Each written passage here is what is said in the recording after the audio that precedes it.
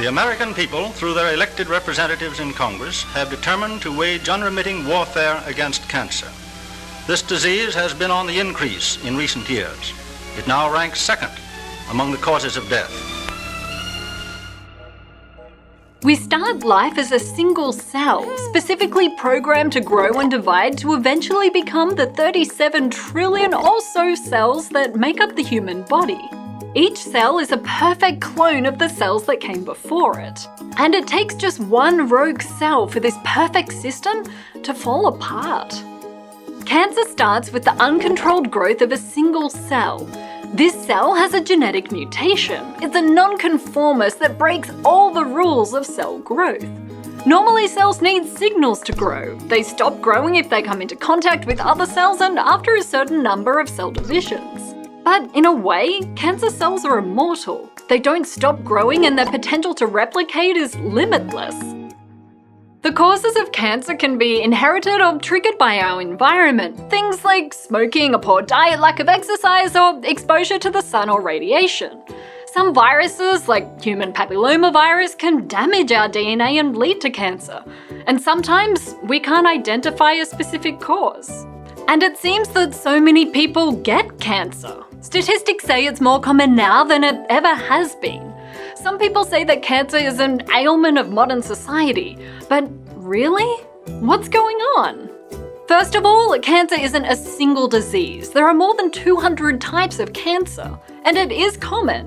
Today in the United States, almost 40% of people will be diagnosed with cancer at some point in their lifetime. But it hasn't always been so prominent. The first recorded case of cancer came from the ancient Egyptian physician Imhotep, around 2625 BC.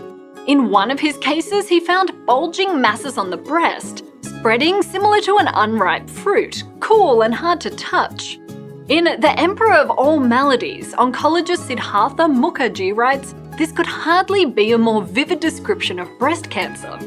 Abdominal cancer and other tumours have also been found in Egyptian mummies, and a large bone tumour that pierced the skin was found in the preserved body of a young woman of the Chiribaya tribe in the Atacama Desert.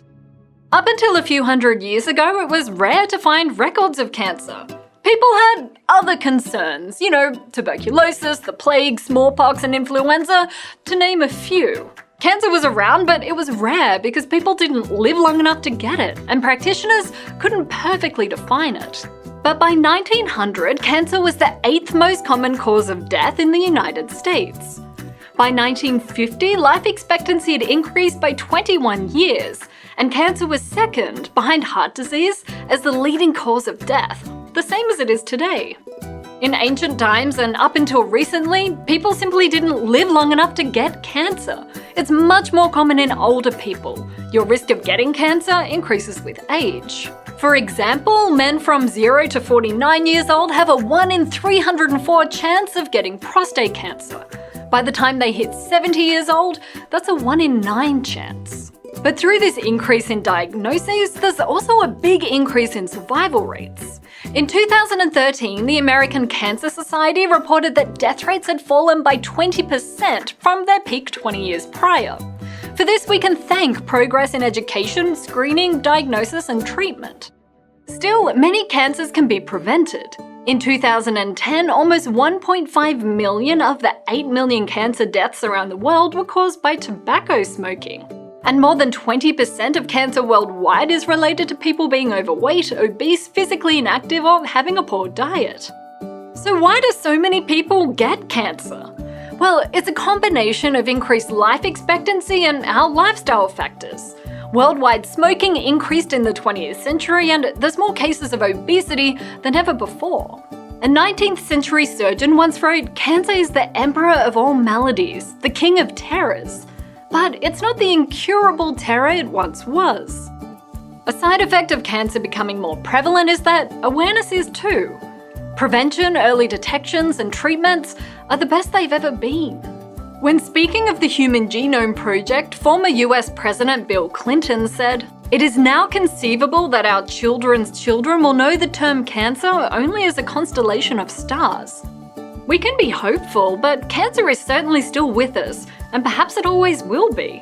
But the same drive that led us to map and explore those stars will surely one day mean that cancer is not some inevitable end to ever longer lives, but a challenging stop along the way. See you next week.